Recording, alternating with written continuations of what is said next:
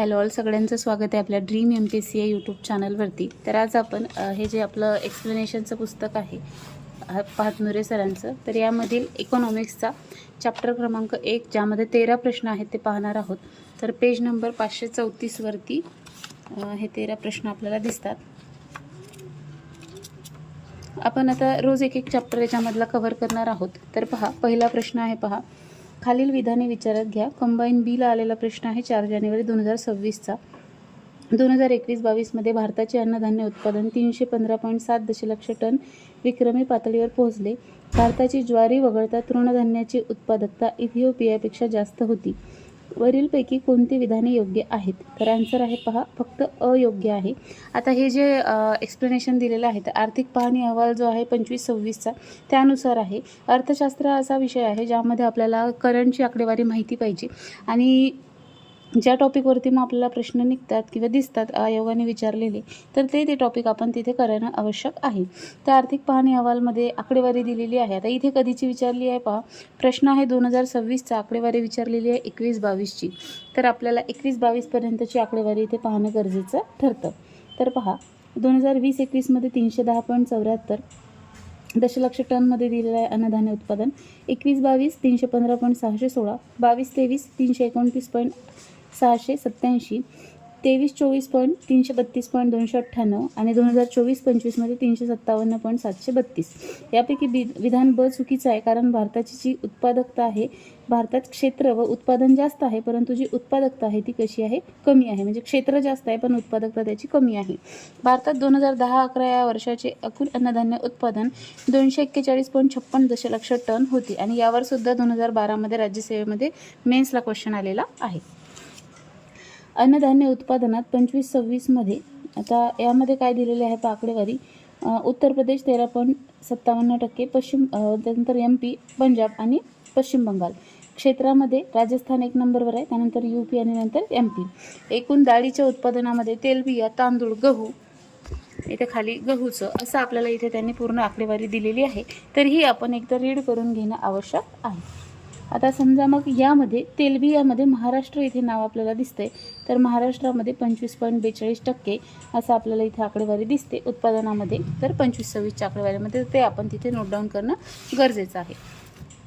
त्यानंतर इकडे ज्वारीचं सुद्धा दिलेलं आहे. तर ज्वारीची सुद्धा पहिलं क्षेत्र आणि उत्पादनामध्ये पहिले 3 राज्य आपण इथे वाचून घ्यायचे आहेत.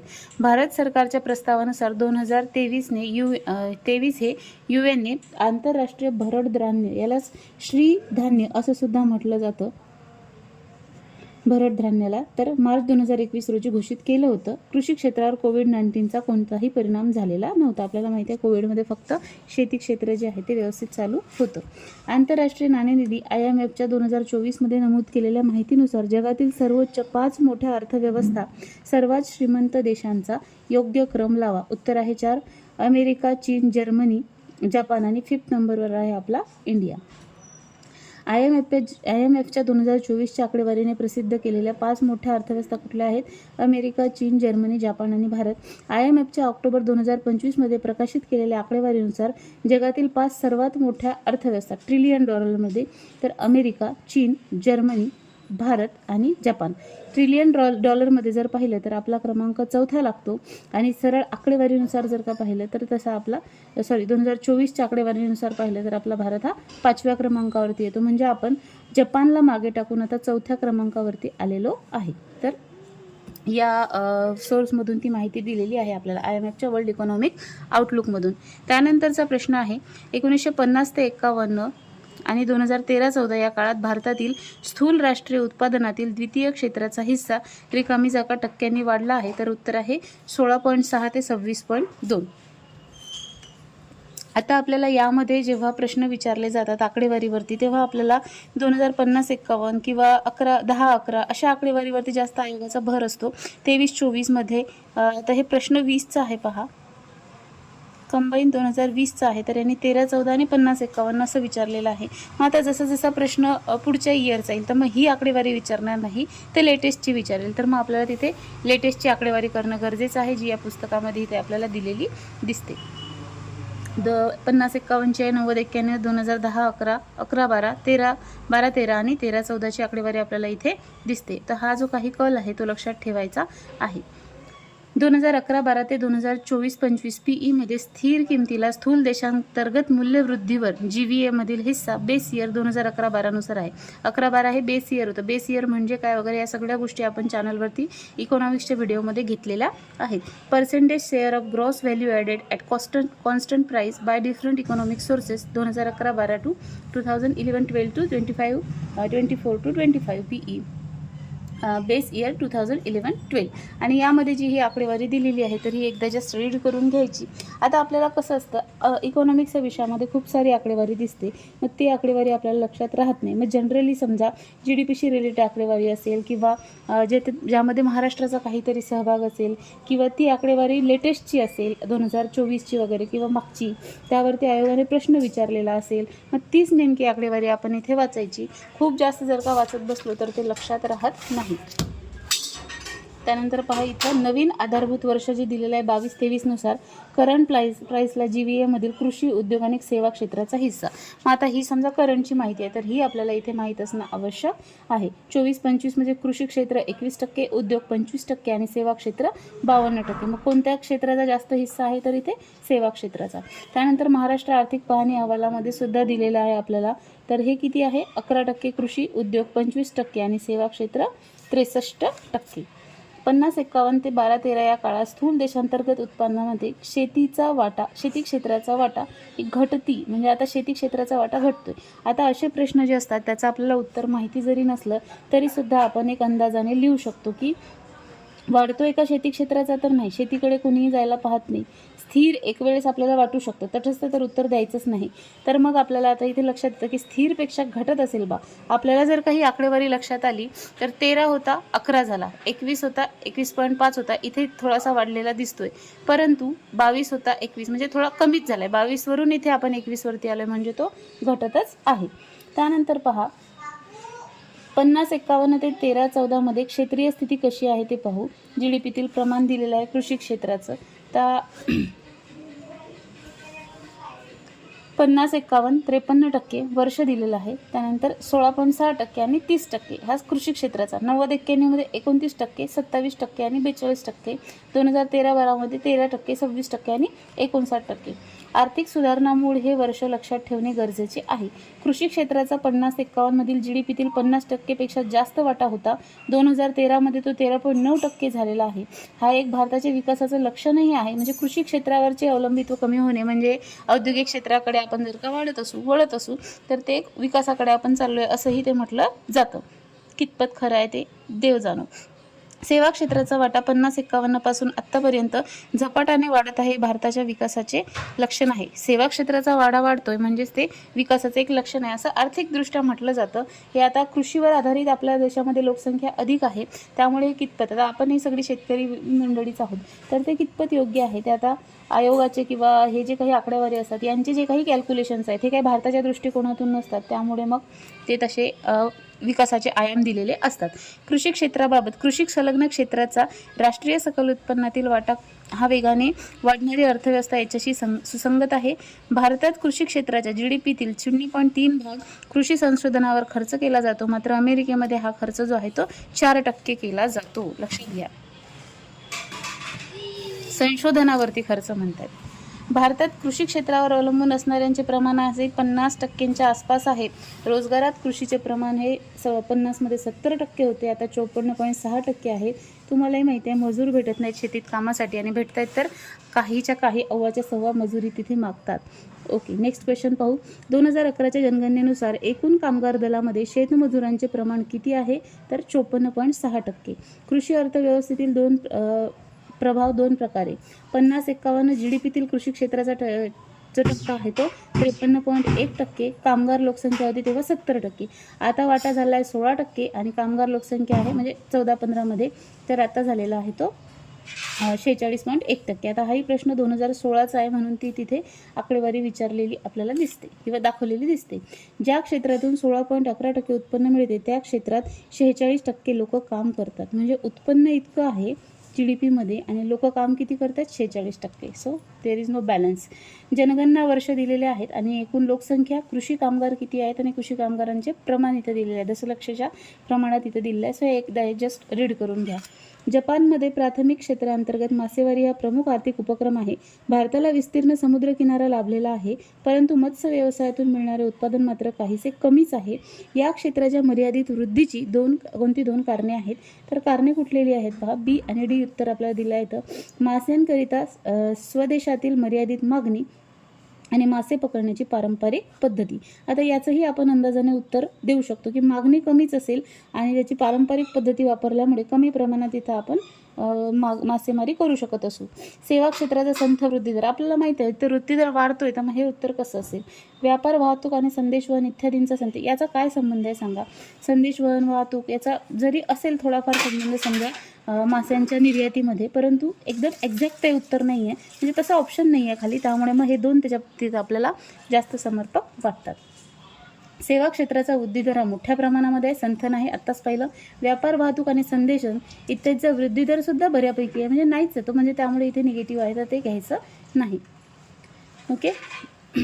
भारतीय अर्थव्यवस्थेत मत्स्य पालन क्षेत्राला सनराईज क्षेत्र म्हटलं जातं. एकूण मत्स्य उत्पादनात भारताचा हा 3रा क्रमांक आहे आणि जागतिक मत्स्य उत्पादनात 8.92% वाटा आहे. 22-23 मध्ये मत्स्य उत्पादनात एकूण 175.45 लाख टन इत्यादी, सागरी मासेमारीत 44.32 लाख टन, तर अंतर्गत मासेमारीत 131.13 लाख टन उत्पादन होते. आता ही आकडेवारी तुम्ही एकदा जस्ट रीड करून घ्या. पहिली राज्य कुठली आहेत, कारण ही राज्य कुठली असतील समुद्रकिनाऱ्यालगतची, असा एक अंदाजही लावायचा. तसेच उत्तरही असतात म्हणा पर्याय आपल्याला कन्फ्यूज करण्यासाठी. तर ही आकडेवारी तुम्ही एकदा वाचून घ्या. महाराष्ट्राच्या बाबतीतली पाहूया आपण. 22-23 मध्ये एकूण मासे उत्पादन 50.90 लाख टन, त्यापैकी अंतर्गत 1.44 लाख टन आणि सागरी आहे 4.46 लाख टन उत्पादन झालेले आहे. खालीलपैकी कोणत्या वर्षी स्थूल देशी उत्पादनातील वार्षिक वृद्धी दर सर्वाधिक 9.60% होता? तर उत्तर आहे 2006-07 मध्ये. GDPच्या आर्थिक दर वृद्धी दराचे जे काही कॉन्सेप्ट आहे तरी वाचून घ्या. एका वर्षाचा GDP मागच्या वर्षाच्या GDPच्या तुलनेत जितक्या टक्क्यांनी घसरला असतो त्याला आर्थिक वृद्धी दर असं म्हटलं जातं, आणि हा धनात्मक असू शकतो किंवा ऋणात्मक असू शकतो.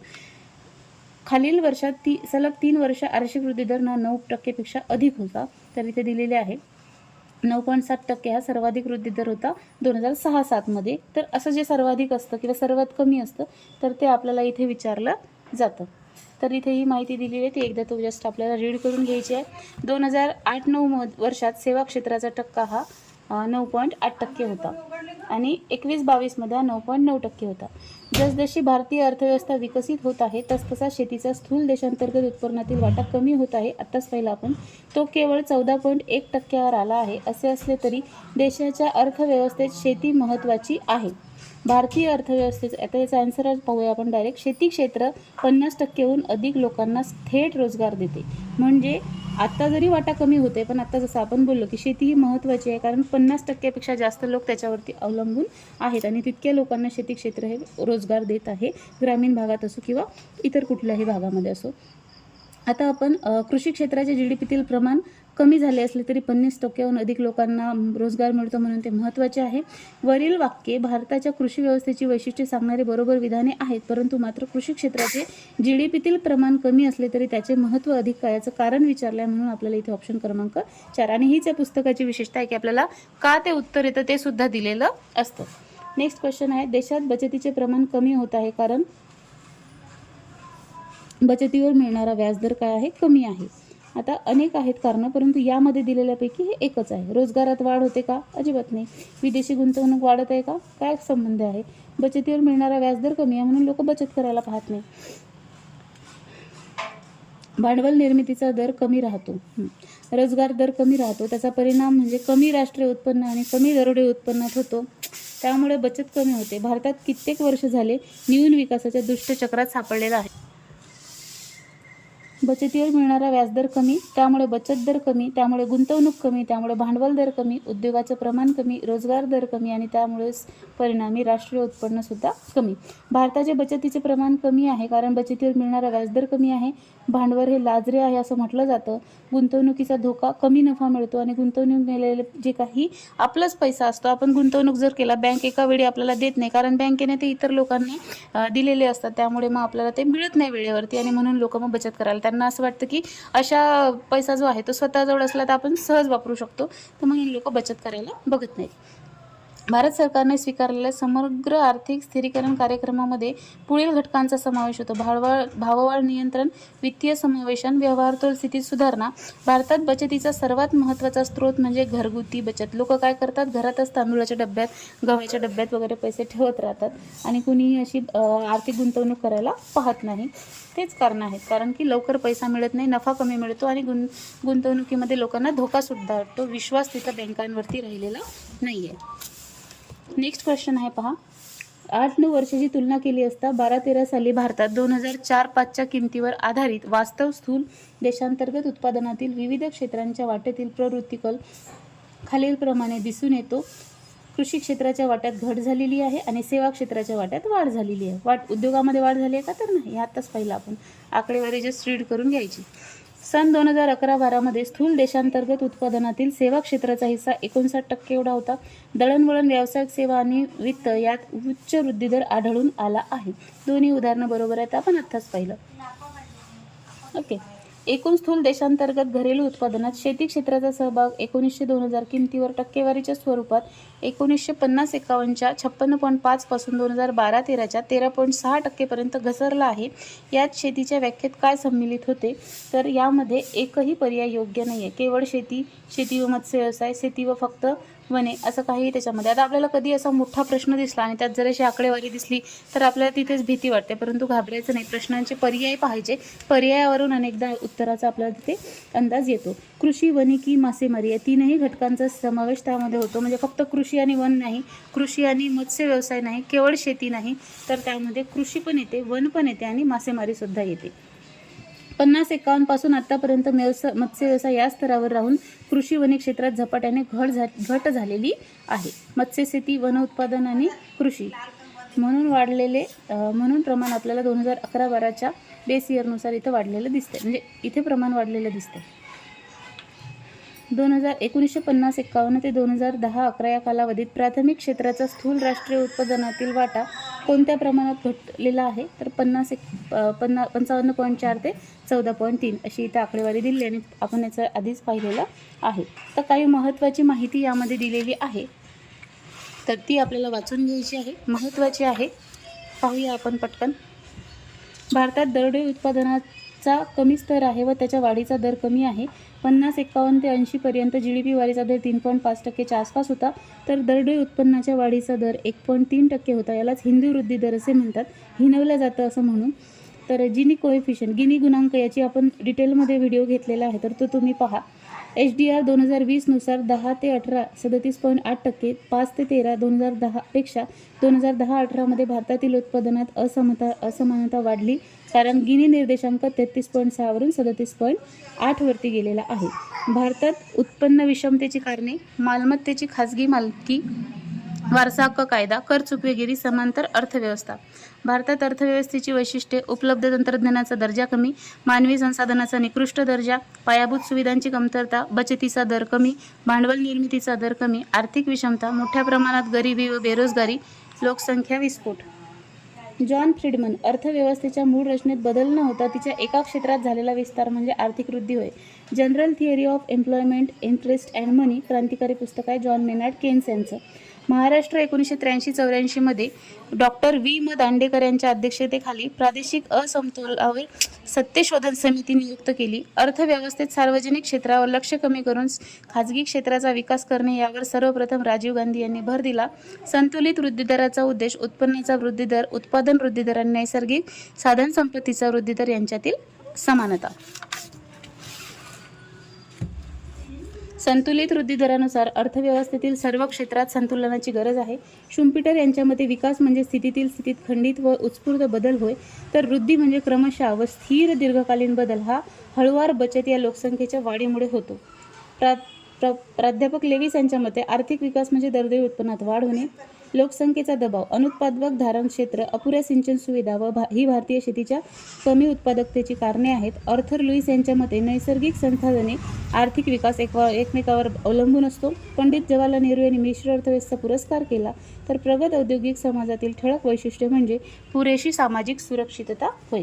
आता चालू घडामोडीशी रिलेटेड काही आकडेवारी दिलेली आहे, तर ही तुम्ही वाचून घ्या. हे पुस्तक सगळ्यांकडे असावं आणि सगळ्यांनी यामधून रिव्हिजन करावी. त्यासाठी आपल्याला रोज एक व्हिडिओ घ्यायचा आहे आणि हा व्हिडिओ तुम्हाला कसा वाटला मला कमेंट करून नक्की सांगा. आवडला असेल तर आपल्या ड्रीम MPSC चॅनलला सबस्क्राईब करायला विसरू नका. तर भेटूया उद्याच्या व्हिडिओमध्ये दुसरा टॉपिक, यामधील राष्ट्रीय उत्पन्नामधील आपण पुढचे प्रश्न पाहूया.